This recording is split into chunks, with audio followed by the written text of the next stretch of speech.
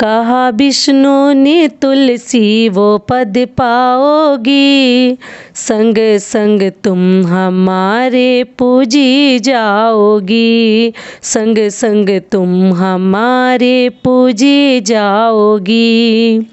नमस्कार दोस्तों, मैं हूं ममता तिवारी और आप सभी का स्वागत करती हूं मेरे चैनल ममताज वे में। कैसे हैं आप सब? तो ये बताने के लिए कमेंट बॉक्स में श्री हरि विष्णु जरूर लिखें। तो चलिए दोस्तों, आज हम इस वीडियो में जानेंगे पौष पुत्रदा एकादशी के बारे में, जिसे हम वैकुंठ एकादशी के नाम से भी कई लोग जानते हैं। तो ये 2023 की शुरुआत में ही ये व्रत हमें करनी है। व्रत हमें कब करनी है, व्रत कब रखा जाएगा, एकादशी तिथि कब से प्रारंभ हो रही है, कब समाप्त हो रही है, क्या नियम विधि है और पारण हमें कब करनी है, शुभ मुहूर्त क्या है, हर चीज़ मैं आपके साथ शेयर करूंगी। तो आप बने रहिए मेरे साथ मेरे चैनल पर। अगर आपको मेरा वीडियो पसंद आता है तो प्लीज़ आप मेरे चैनल को सब्सक्राइब कर लीजिएगा, बेल आइकन को प्रेस कर दीजिएगा, जिससे कि मेरे वीडियो के नए नोटिफिकेशन आप लोगों के पास सबसे पहले पहुंचे। तो चलिए शुरू करते हैं, और नए आए हैं तो पक्का चैनल को सब्सक्राइब कर लीजिएगा। तो सबसे पहले आपको बता दूं कि इस एकादशी को पौष पुत्रदा एकादशी के नाम से जाना जाता है। कहा जाता है कि इस दिन स्वर्ग के रास्ते खुले रहते हैं। ऐसी मान्यता है कि इस एकादशी के करने से हजारों साल हमें तपस्या करने के बराबर फल मिलता है, और साथ में हमें गौ दान करने जितना भी फल मिलता है। अगर आप इस एकादशी को रखते हैं तो आपको मालूम ही है कि हमारे जीवन में किए हुए हमारे द्वारा कोई किसी भी प्रकार का अगर पाप है तो एकादशी व्रत रखने से वो सारे पाप हमारे नष्ट हो जाते हैं।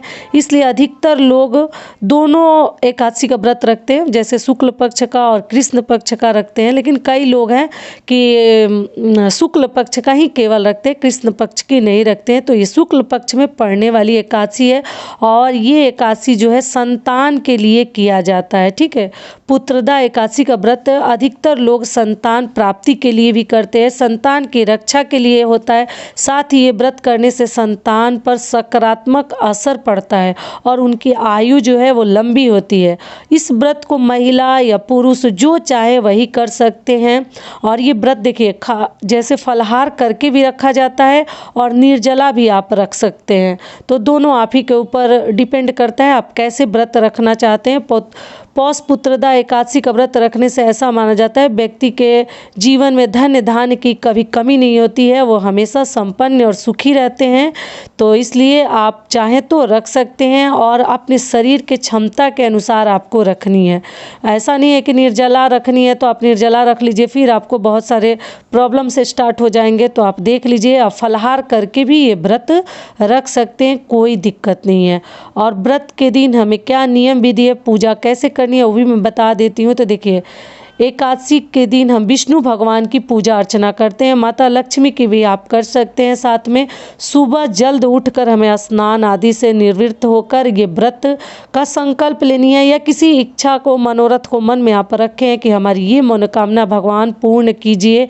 हम आपका व्रत रख रहे हैं तो अपने संकल्प को भगवान के सामने अपनी प्रार्थना को कहिए, और अपने मंदिर में भगवान विष्णु के सामने आप घी का दीपक जला सकते हैं, या आप जो तिल के तेल का भी दीपक जलाकर और उनसे प्रार्थना कीजिए, उनका ध्यान कीजिए।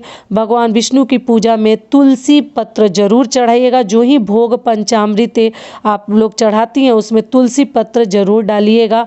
तो आप तुलसी पत्र पहले ही तोड़ कर रख लीजिएगा, क्योंकि एकादशी के दिन हम नहीं तोड़ते हैं और फिर रविवार भी पड़ेगा, तो इसलिए आप लोग पहले ही तोड़ कर रख ले।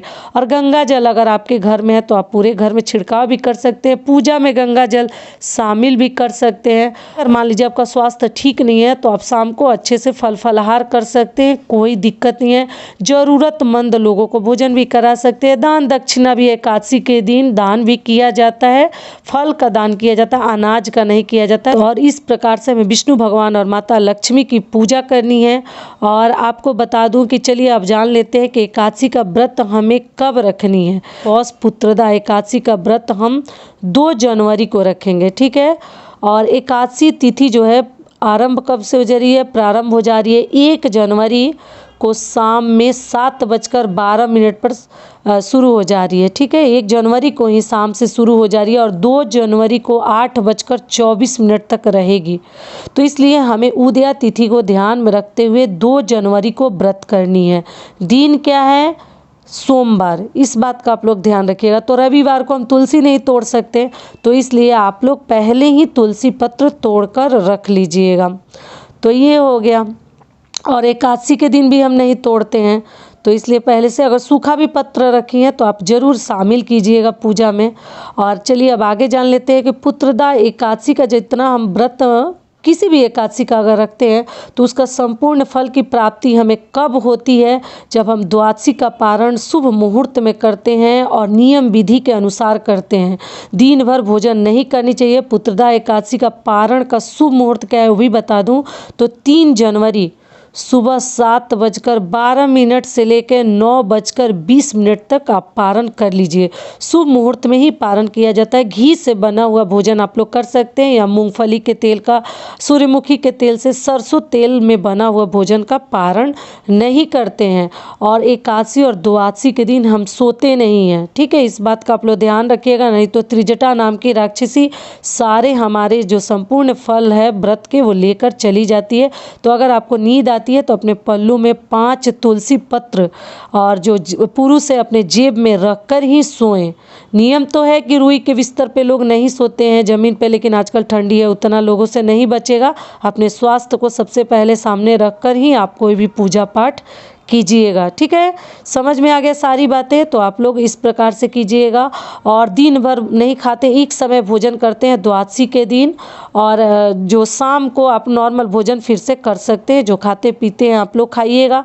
और दिन में अगर दोपहर में भूख लगती है तो आप लोग जो है फल फ्रूट फलहार कर सकते हैं। और चावल नहीं खाते हैं द्वादशी के दिन और एकादशी के दिन। ऐसे जो व्रत नहीं रखते हैं अगर वो चावल नहीं खाते हैं तो भी उन्हें भी आधा फल मिल जाता है। लेकिन जो व्रत रखे हैं वो तो ना रोटी खाएंगे ना चावल खाएंगे, तो उनका तो बात ही अलग है। लेकिन द्वादशी के दिन अगर आप पारण करते हैं तो रोटी खाइएगा, चावल बिल्कुल नहीं खाते हैं। लेकिन कई ऐसे लोगों के घर वो भी मान्यता है कि नहीं हम लोग चावल खाते हैं, तो आप देख लीजिएगा अपने घर का नियम जो है। ठीक है, सारी बातें समझ में आ गई। तो ये वीडियो मेरा यहीं तक का था। आशा करती हूँ, उम्मीद करती हूँ कि इस वीडियो से आप लोगों को बहुत अधिक लाभ मिलेगा। फिर मिलती हूँ एक नए वीडियो में, तब तक के लिए नमस्कार। स्वस्थ रहिए, सुरक्षित रहिए और जहाँ कहीं भी रहिए खूब खुश रहिए। एक बार प्रेम से बोलिए विष्णु भगवान की जय।